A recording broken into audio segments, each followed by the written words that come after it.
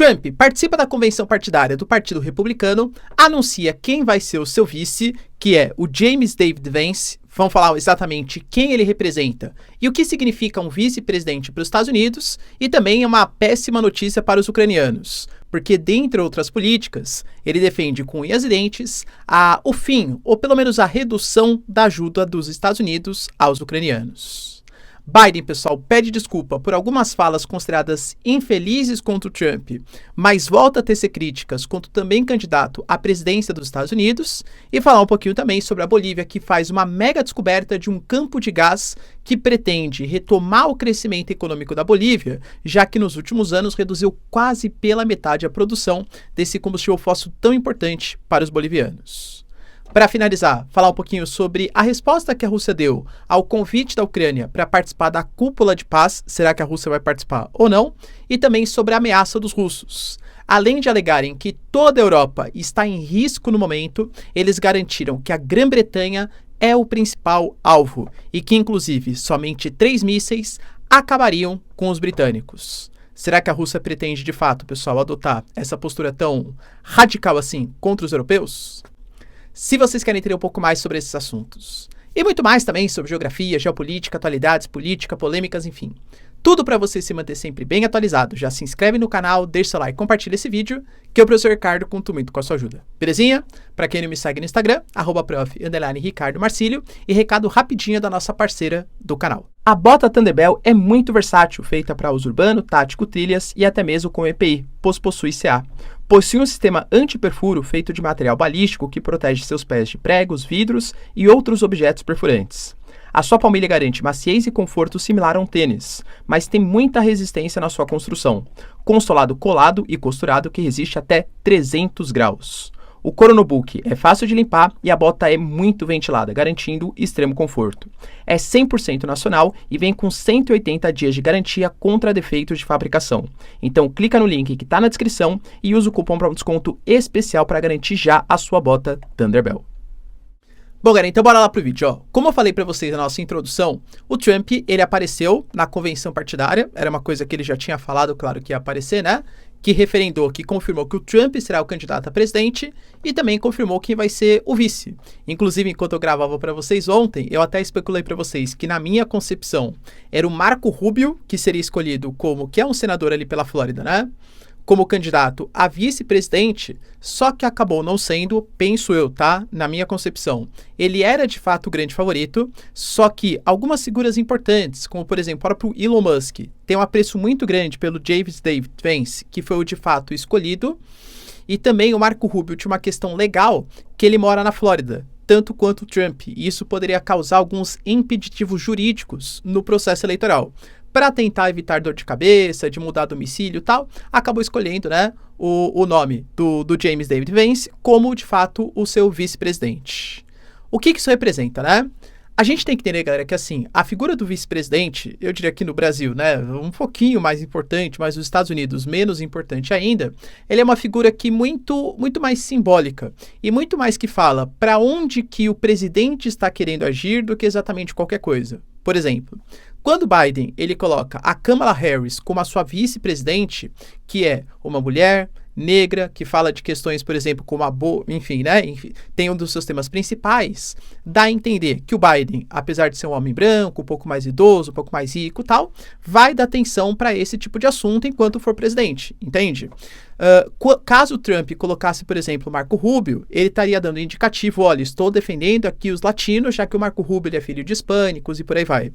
Quando ele coloca o James David Vance, que é um senador, pessoal, por Ohio, somente há 2 anos, que tem 39 anos, se comunica muito bem, e lembrando o ponto importante, tem uma esposa que ela é filha de descendente de indianos, então já joga para um grupo aí significativo, né, importante, e que ele tem uma base muito forte do que ele chama de classe branca trabalhadora, ele tá dando um indicativo que ele vai colocar um vice que pensa muito parecido com ele. Ele não colocou, por exemplo, a Nikki Haley, não colocou, por exemplo, o Marco Rubio, não colocou pessoas que poderiam agregar outros tipos diferentes. Na verdade, pensamento parecido, mas uma coisa diferente, que é a questão da idade e da comunicação. A gente sabe que uma crítica que é feita, principalmente ao Biden, por motivos óbvios, né? Mas não só ao Biden e também ao Trump, é a questão da idade. Cara, convenhamos que o Trump não é tão mais novinho assim. O Trump só tem 3 ou 4 anos, 3, se não me engano, né? Anos a menos aí do que o Biden. Quando ele coloca como vice-presidente agora um senador de 39 anos, que fala muito bem, que tem ali um best-seller, enfim, né, que ele tem uma capacidade de comunicação bem eficiente, ele dá uma rejuvenescida. É como se ele estivesse colocando mais energia, ainda mais, né, porque o Trump ele tem essa pegada aí mais forte, ainda mais depois do atentado que aconteceu contra ele, na sua campanha eleitoral. Então a mensagem que ele mandou é, olha, vai ser uma chapa pura, entre aspas, vai, só que com uma pessoa quase como, até fazer uma referência, né, quase que um aprendiz aí, o programa que, né, enfim, celebrou aí, fez o Trump ficar ainda mais famoso, quase que um aprendiz, porque as coisas são muito parecidas. Ah, professor, mas eu vi que no passado ele não gostava do Trump. É verdade, lá em 2016, pessoal, quando ele foi autor, né, de um best-seller, que aqui no Brasil a gente traduziu como Era Uma Vez um Sonho, que basicamente fala sobre a transformação ali na região dos Apalaches, de grandes áreas que tradicionalmente eram democratas para as áreas republicanas. A gente não pode esquecer que essa região, ela também é conhecida nos Estados Unidos como o Rust Belt, ou Cinturão da Ferrugem. Era uma antiga zona industrial, pujante, de crescimento econômico. Só que daí teve uma desconcentração industrial, encarecimento do custo de produção, o Sun Belt, ou seja, a região ali da Califórnia, do sul dos Estados Unidos, passou a ser muito mais atrativa para indústrias de ponta, de alta tecnologia, e aquela região ficou um pouco rusty, né, ou seja, um pouco enferrujada. Então ele fez um livro que falava como os altos gastos públicos, a falta de empreendedorismo, a falta de vontade dos jovens de crescer economicamente estava impactando na vida daquela região. E isso foi uma pegada muito forte de transição de uma área democrata, tradicionalmente democrata, que prega esses altos gastos públicos, esse bem-estar social, welfare state, para uma pegada um pouco mais republicana.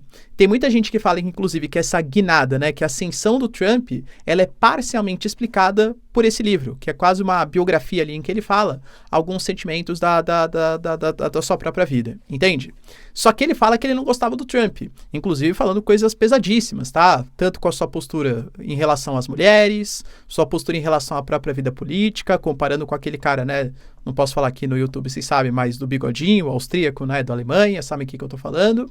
Só que ele fala que depois que ele conheceu o Trump, ele mudou um pouco a sua opinião e viu que, de fato, na verdade, ele foi um bom presidente, apesar de algumas falas infelizes ali ao longo da sua trajetória, tá? O que ele representa, então, sendo vice dos Estados Unidos? Uma continuidade do Trump. Dentre os seus pontos mais importantes, a gente não pode esquecer, pessoal, que ele, por exemplo, foi um grande crítico do Mike Pence.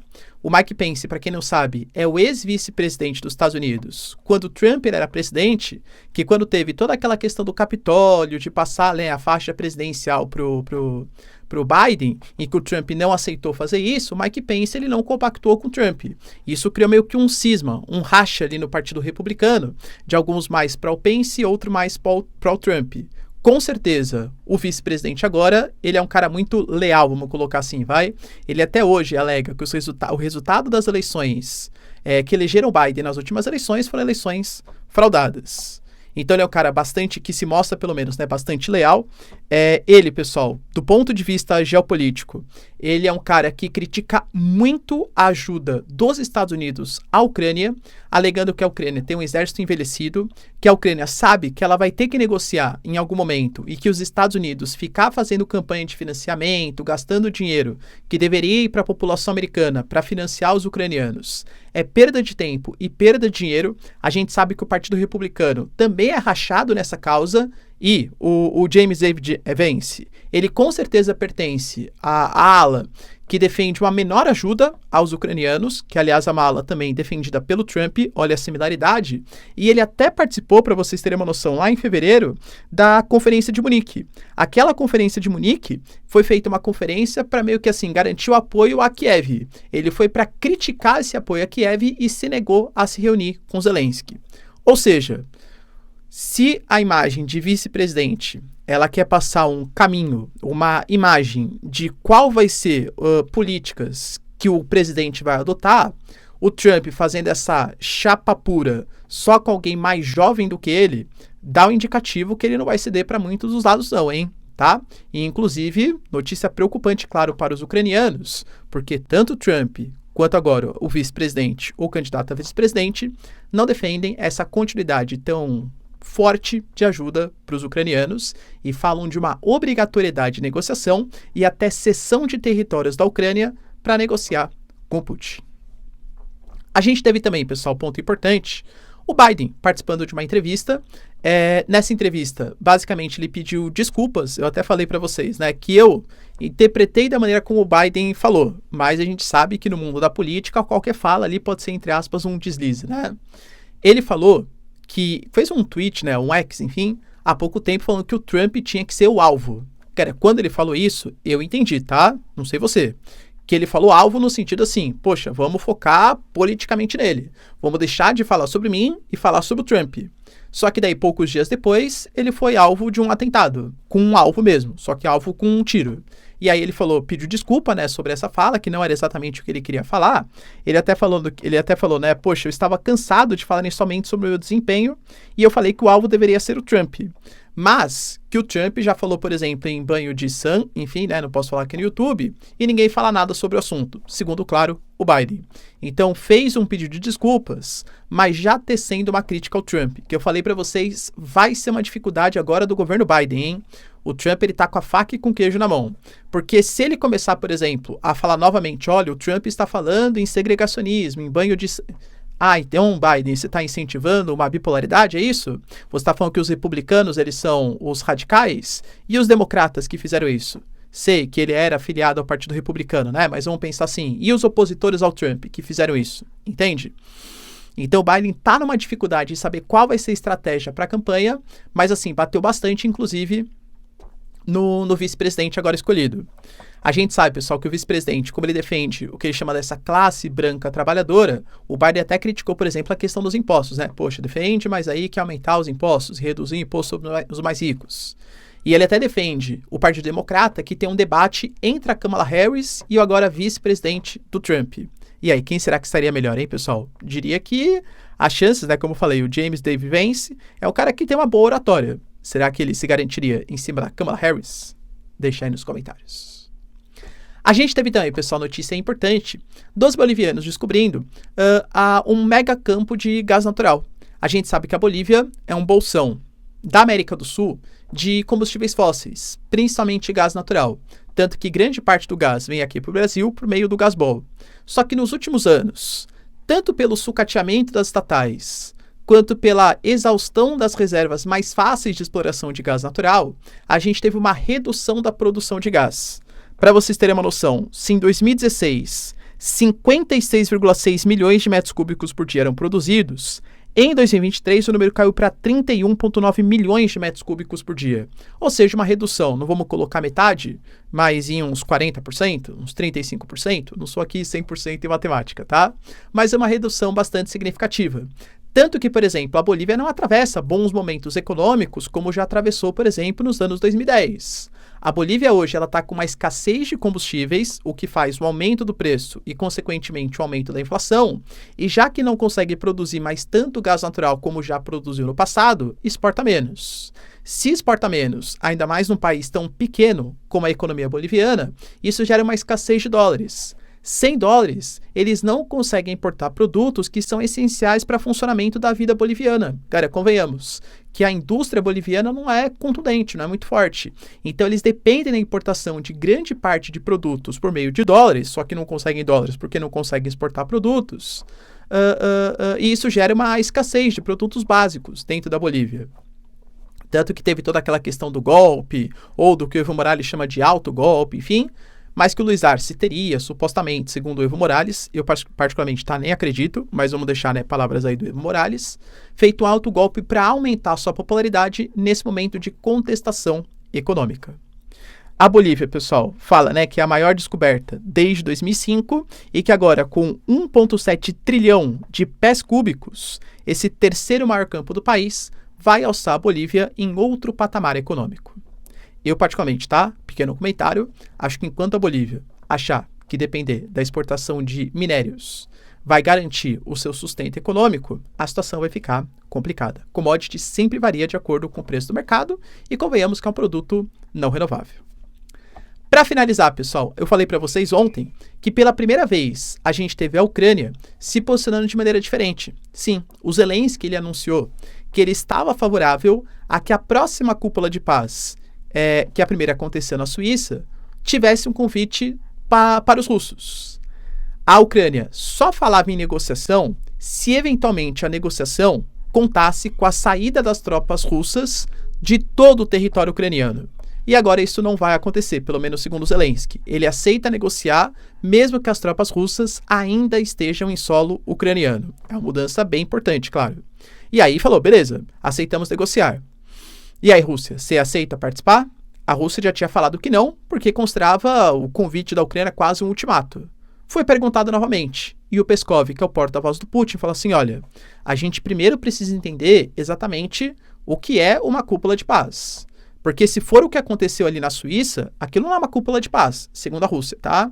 O que aconteceu na Suíça foi uma conferência, uma convenção de países que queriam discutir o programa de paz do Zelensky. Em um país como a Suíça, que apoia sanções contra a Rússia, sem a presença de países importantes, como Rússia, como China, como membro dos BRICS, enfim, que não assinaram o relatório final. Então, assim, a Rússia fala que até aceitaria participar, eventualmente, se soubesse exatamente o que é essa proposta de negociação de paz.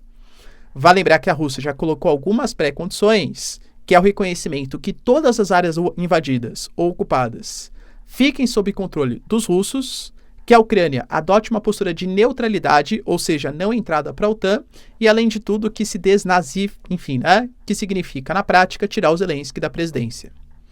Acho eu, tá, que a Ucrânia não aceitaria essas pré-condições. Mas já que a Ucrânia aceitou negociar sem a Rússia tirar as tropas, quem sabe a Rússia também não abre mão de alguns propósitos, hein? O que você pensa sobre o assunto? E para finalizar, pessoal, a gente teve também a participação de um político importante, né, na TV estatal russa, que é o Popov, falando um pouquinho sobre as deliberações ainda da importante cúpula da OTAN dos 75 anos da organização.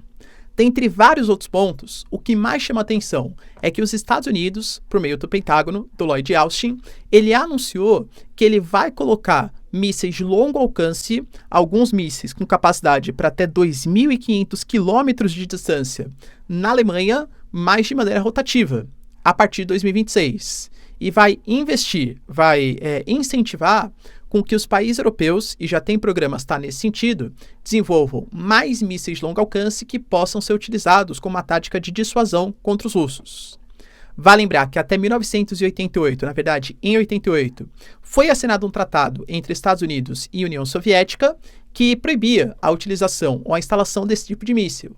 Só que em 2018, alegando que a Rússia colocou mísseis desse estilo em Kaliningrado, no enclave ali nos países bálticos, os Estados Unidos em 2019 saiu desse acordo. Ou seja, teoricamente não há nada ilegal sendo feito, tá? A Rússia fala que é mentira dos Estados Unidos, deixando bem claro, tá bom? Enfim, e aí, como resposta, a Rússia já colocou que a resposta a essa instalação de mísseis de longo alcance vai ser uma resposta militar, não tem jeito, e que todas as capitais europeias estão em risco.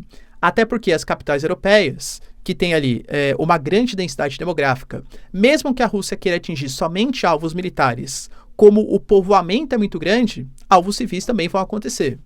Só que falou um pouquinho mais. Foi bem específico o Popov na TV estatal russa, garantindo que, na verdade, a Inglaterra é o principal alvo, alegando que bastariam 3 mísseis para atingir os britânicos e destruir a Grã-Bretanha. Na verdade, destruir o Reino Unido como um todo, né?